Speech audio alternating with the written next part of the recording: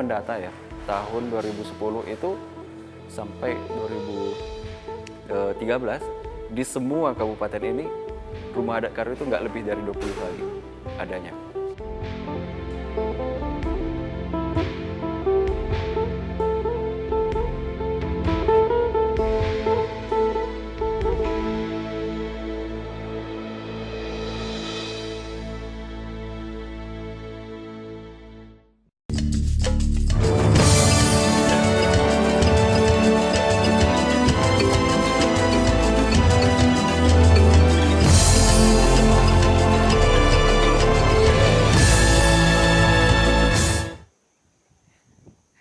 Mejua-jua, Desa Dokan merupakan salah satu dari sekian banyak situs sejarah tentang masyarakat Karo.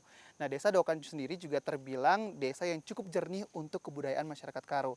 Selain itu juga masyarakatnya masih menjaga dan melestarikan gaya hidup budaya dari tanah Karo sendiri. Nah, mereka hidup dari hasil alam berupa kopi, jeruk, kemudian juga madu.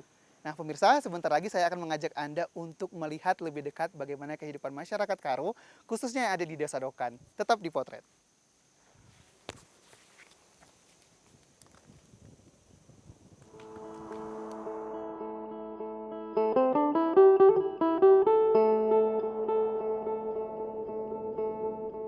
Di Sumatera Utara, kita mengenal kehidupan masyarakat suku Karo. Dari cerita historisnya, mereka berasal dari daerah Bukit Barisan Sumatera Utara, tersebar di bagian utaranya Danau Toba. Daerah ini mereka juluki sebagai Tanah Karo Simalem, Tanah Karo yang sejuk. Kabupaten Karo berada pada ketinggian 400 sampai 1.600 meter di atas permukaan laut. Disinilah 350 ribuan etnis Karo tinggal. Ada yang spesial dari persepsi masyarakat Karo, yakni daerah asalnya dibagi atas dua wilayah budaya. Pertama adalah wilayah budaya Karo Gugung, yakni hunian dan budaya etnik Karo yang berada di dataran tinggi Tanah Karo Simalem dan sekitarnya.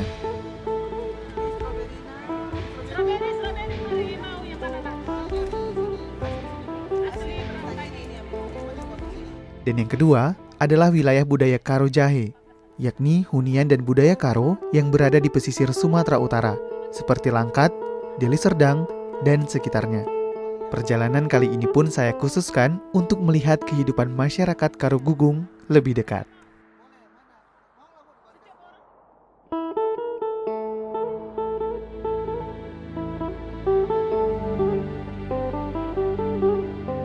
Dulu, suku Karo memiliki sistem religi yang khas. Kepercayaan ini disebut pemena atau perbegu. Dalam konsep dinamisme dan animisme ini, etnik Karo punya banyak ritual, kekuatan kosmis dan mistis, dan menggunakan cerita leluhur untuk memahami hidup dan lingkungannya. Maka dengan sendirinya, aktivitas masyarakat diwarnai oleh ragam ritual dalam rangka menyembah kepercayaannya dan alam semesta. Benda pusaka religi, budaya, dan peralatan hidup tradisional suku Karo inilah yang menjadi bukti. Benda peninggalan ini banyak ditemukan di kampung dan desa sekitaran Kabupaten Karo. Ada benda pusaka yang sifatnya hanya dititipkan, dan ada pula yang dihibahkan langsung ke museum ini. Tidak hanya daerah Karo dan sekitar, benda pusaka ini juga tersebar sampai ke luar negeri, lalu dikembalikan.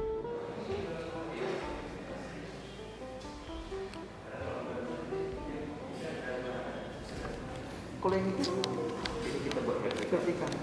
Oh, ini asli. Ini asli. Ini kemarin dari mana, Bang? Didapatkannya kalau yang ini? Ini kita dapatnya sebenarnya gini, ini dari Kampung Surga dulu, tapi dia juga dapatnya dari Ujung Bawang, Kampung Ujung Bawang. Ini besi, Bang. Enggak, kayu.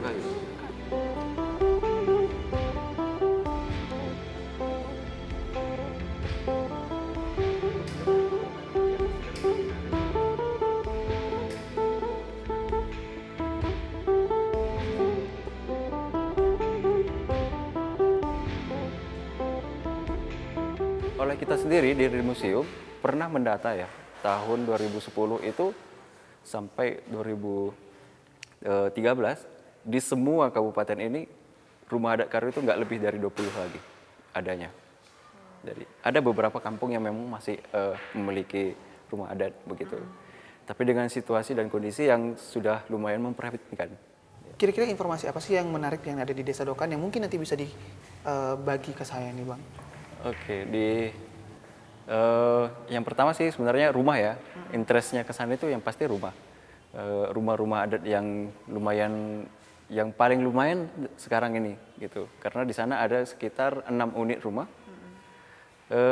Kemudian di sana situasi rumah itu masih ditempati seperti aslinya gitu loh. Dihuni oleh masyarakat? Iya, masih dihuni. Walaupun tidak selengkap dulu, tapi setidaknya kalau orang abang pergi ke sana itu masih mendapatkan informasi yang cukup.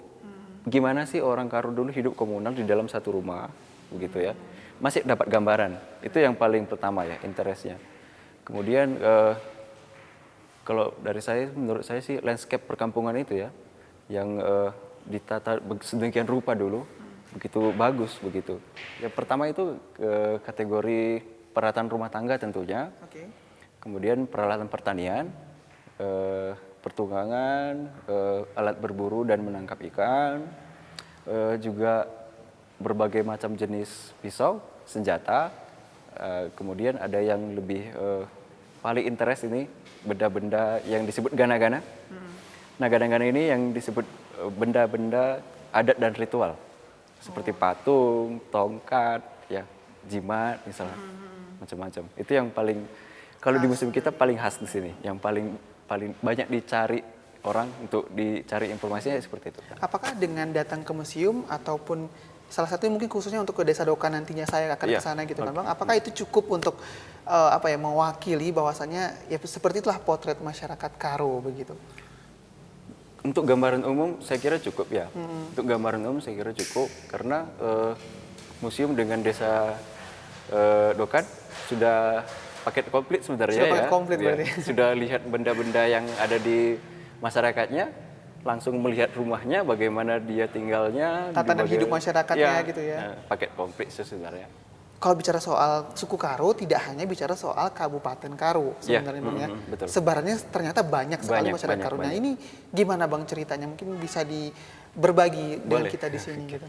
Jadi konsep dari kata tanah Karo itu luas sebenarnya cakupannya. Jadi sekarang orang berpikirnya kalau dengar kata tanah Karo itu dia berpikirnya hanya sebatas ruang Kabupaten Karo, padahal tidak. Jadi tanah Karo ini luas, mulai dari peradaban yang ada di Hamparan Perak, di Deli Tua, di Binjai, sampai daerah Langkat gitu ya, dan juga di daerah Alas, di perbatasan Dairi, itu semua dulu tanah Karo gitu.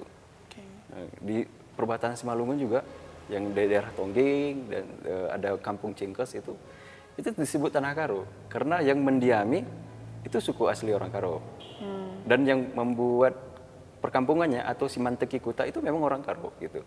Jadi penyebutan tanah Karo itu bukan hanya sebatas ruang lingkup Kabupaten Karo sih sebenarnya. Konsepnya itu, konsep dari kata itu sebenarnya. Berarti kalau misalnya kita gali-gali bisa saja mungkin sejarah kita tercecer di daerah-daerah yang memang tadi disebutkan juga sebagai tanah Karo Bang ya? Iya betul.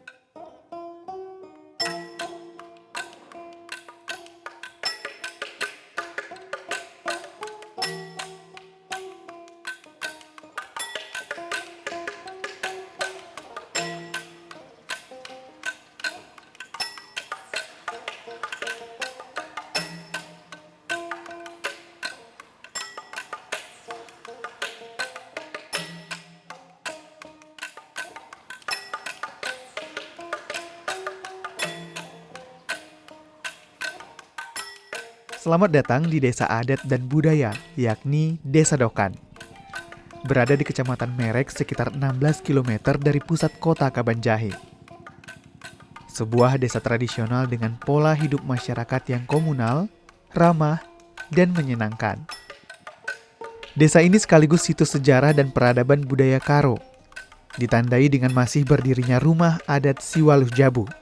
Rumah adat berusia ratusan tahun yang menyiratkan kekayaan adat masyarakat Karo. Dikatakan rumah Siwaluh Jabu karena di dalam rumah ini terdapat 8 jabu. Biasanya dihuni oleh 8 kepala rumah tangga yang hidup berdampingan dalam satu atap. Bahan bangunan rumah tradisional ini terbuat dari kayu bulat, papan, bambu, serta beratapkan ijuk, tanpa ada yang dipaku maupun dikawat. Inilah kecerdasan tenaga arsitektur Karo di masa lalu.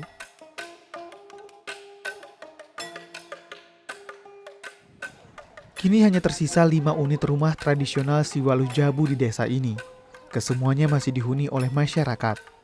Itu artinya, ada sekitar 40-an keluarga yang tinggal di dalam rumah tradisional ini, dari total jumlah 300-an kepala keluarga yang menghuni Desa Dokan.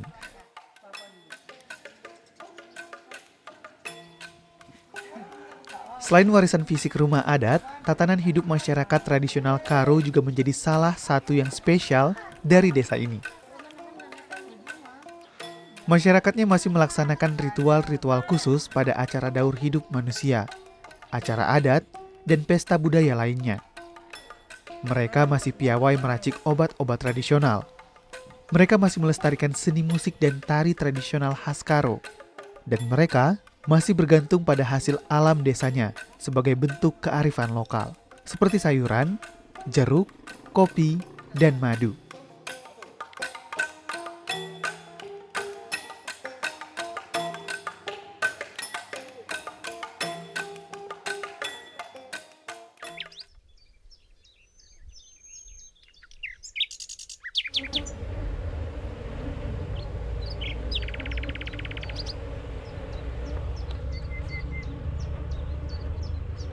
Masyarakat Karo terkenal dengan kepiawaiannya dalam meracik obat-obat tradisional.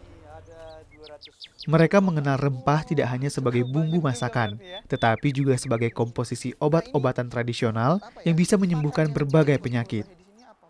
Namun dari sekian banyak rempah yang digunakan, ada satu penyusun penting yang membuat obat tradisional Karo menjadi sangat mujarab, yakni madu, sebab madu dinilai sebagai penyempurna racikan obat.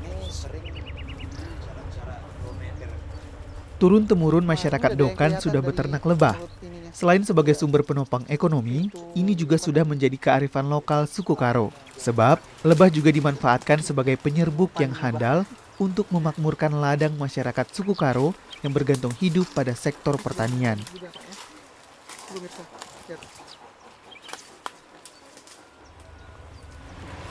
Nah, sebentar lagi kita mau cek dulu apakah ini sudah siap panen dan harus pakai baju pengaman. Karena memang ini lebahnya agak agresif, Pak, ya? Agresif. Lebah lokal, lebah liar juga. Lebah liar. Jadi kalau nggak pernah bisa disengat sama dia. Kita pakai keamanan. Pak Antonius Sembiring ini sudah beternak lebah selama 15 tahun. Kelangkaan madu asli dengan kualitas baik sebagai komposisi racikan obat tradisional Karo membuatnya konsisten menekuni hal ini. Di ladang kopinya ini ada 200 stup lebah yang tersebar secara permanen. Stup lebah ini ia buat permanen dengan tujuan agar tidak ada gangguan dari predator dan menjaga kualitas madu agar tidak terkontaminasi dengan zat-zat lain dari luar.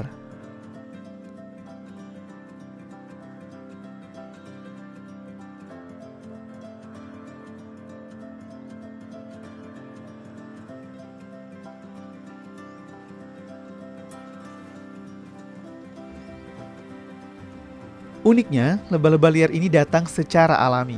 Jenisnya Apis cerana. Lebah lokal Indonesia yang diduga berasal dari daratan Asia menyebar sampai Afghanistan, Cina, maupun Jepang. Lebah ini bertubuh kecil, suka bersarang di lubang-lubang pohon dengan bentuk sarang berupa lembaran-lembaran setengah lingkaran. Tingkat agresivitas Apis cerana lebih tinggi dibandingkan lebah madu lainnya, sehingga lebah jenis ini lebih defensif. Jadi, harus berhati-hati.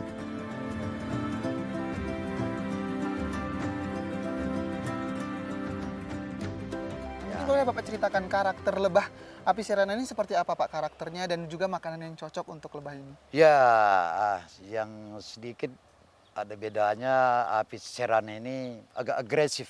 Agak agresif. Ya, lantaran dia ini memang lebah liar. Kita apakan, kita jinakkan.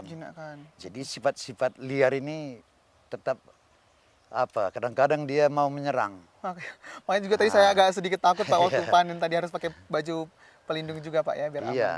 Nah, terus untuk makanan yang cocok, Pak, untuk madu kita, untuk lebah kita di sini, agar bisa menghasilkan madu yang juga baik? Apa yang sumber pakan yang Ya, Pak sediakan? salah satu yang kita harapkan betul-betul adalah bunga kopi. Bunga kopi. Bunga kopi. Cuman bunga kopi ini ada musiman. Jadi yang betul-betul bisa bertahan berbunga sepanjang tahun itu adalah kaliandra. Kaliandra. Dia berbunga sepanjang tahun dan menghasilkan madu yang baik juga. Nah, bunga-bunga trompet ini juga bisa, Pak? Untuk Bunga sebagai trompet pendukung? itulah pendukung. Oke. Ini pun cukup baik juga. Oke, nah Pak, bicara soal kualitas madu kita sendiri, kualitasnya seperti apa sih Pak dari madu Desa Dokan ini sendiri? Kualitas dari madu dari Desa Dokan ini sesuai dengan pernah diteliti oleh ada langganan kita dari Medan. Kualitas pada saat ini kualitas terbaik adalah madu Dokan. Nah, kalau untuk kadar airnya, kadar madunya, gulanya segala macam itu seperti apa Pak di sini? Itu kalau musim hujan memang kadar air agak naik sedikit. Tapi musim kemarau kadar air agak normal dia. Tergantung cuaca juga. Cuaca. Sejauh ini sudah seberapa banyak peternak lebah yang sudah Bapak dampingi dan akhirnya ikut jejak Bapak dalam beternak lebah? Pada saat ini lebih kurang yang udah saya didik ada 20 orang. 20 orang. Yang udah mulai berjalan. Wow. Nah, itu Bapak dampingi apa saja Pak? Dampingi langsung mengontrol ke lapangan, cara pemasangan, diajari cara panen, terus bagaimana cara meneteskan supaya kualitas madu itu tetap terjamin. Itu saya ajari.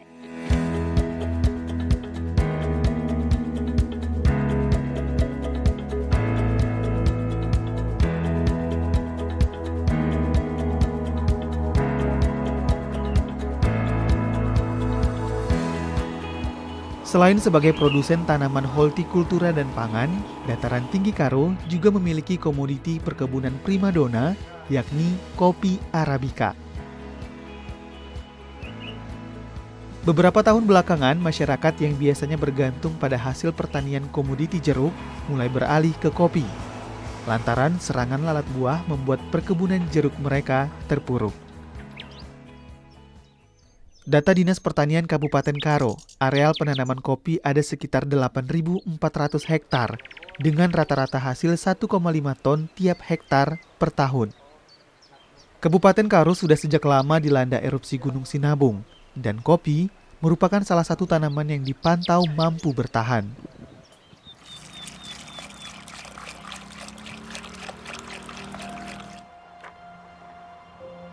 Di seputaran kawasan terpapar aktivitas vulkanik, tanaman ini mampu beradaptasi dengan kondisi alam yang cukup ekstrim. Varietas kopi unggulan dari Tanah Karo adalah kopi Sigararutang. Sedangkan nama kopinya sendiri diberi nama sesuai daerah asalnya, yakni kopi Arabica Dokan. Selama ini, tanaman kopi hanya dianggap sebagai tanaman sampingan bagi petani Dokan.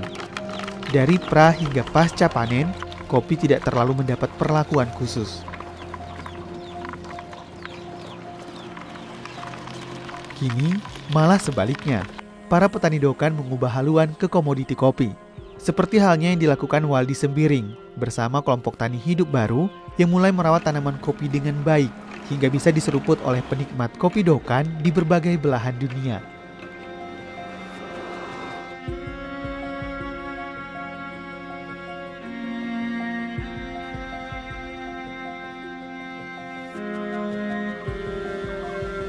Tiga tahun fokus di pertanian kopi, Waldi dan sejumlah petani Dokan lainnya mulai merasakan hasilnya.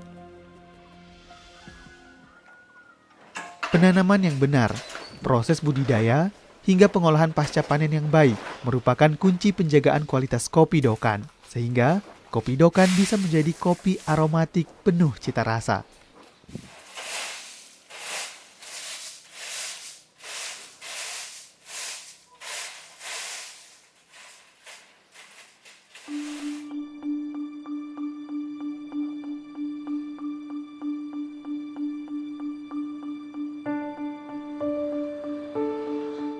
Dan buktinya, meski baru saja dipopulerkan kembali, Kopi Dokan dianugerahi penghargaan peringkat kedua pada Festival Kopi di Bondowoso. Halo Bang, ini Kopi Dokan dari sini Bang ya, kopi khas ini. Jadi Bang, aku kan ini pemula, peminum kopi, tidak terlalu sering minum kopi sebenarnya. Kira-kira yang cocok untuk aku apa Bang, untuk kopi? Minum Sangir aja deh ya. Yaudah, aku pesan satu ya Bang, kopi Sangir. Ya. Kasih Bang.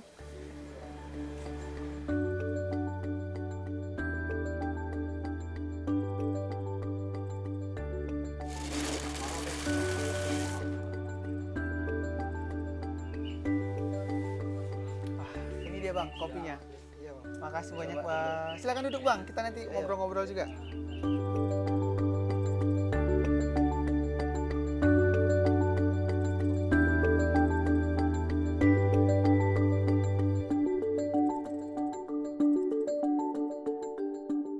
Kalau bicara soal karakteristiknya ini kopinya seperti apa sih Bang kalau dari Dokan ini? Karakteristiknya lebih cenderung ada asamnya, tapi buahnya lebih ada banyak buah, rasa buahnya. Tapi Kalau kepekatan kopinya Bang? kalau sini agak kurang sih kepekatannya, tapi rasanya lebih agak asam juga, asam dan aroma buah rempah-rempah semua. Ada rasa aroma rempah dan buah juga ya? Iya. Gitu. Aromanya juga cukup kuat ya Bang ya kalau misalnya kopi Dokan ini saya lihat ya. Ini waktu saya minum terasa juga aromanya. Itu harus kita jaga di perawatan pohonnya, pas di pemangkasan sama pemupukannya. Pemupukannya kan kita harus pupuk organik semua, dari pupuk kandang sampai pupuk yang udah siap saji. Oke. Pupuk organik yang organik semua. Oke. Ada tidak perlakuan khusus atau teknik khusus nih Bang sehingga membuat kopi ini sangat nikmat sekali ketika sampai di meja barista begini? Sebenarnya sih teknik khususnya nggak ada sih, Ah. tapi yang penting kan kita konsisten menjaga kebersihan kopi itu mulai kita merosesnya.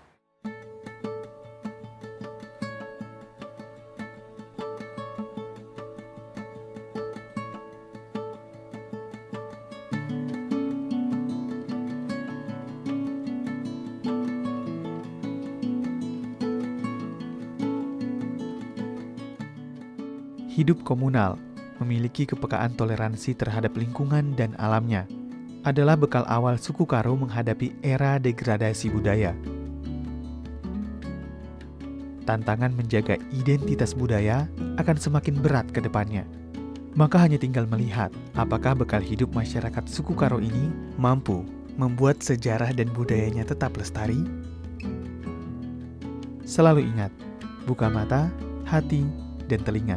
Karena ada banyak nilai berharga yang bisa menjadi potret bagi masa depan kita. Sampai jumpa.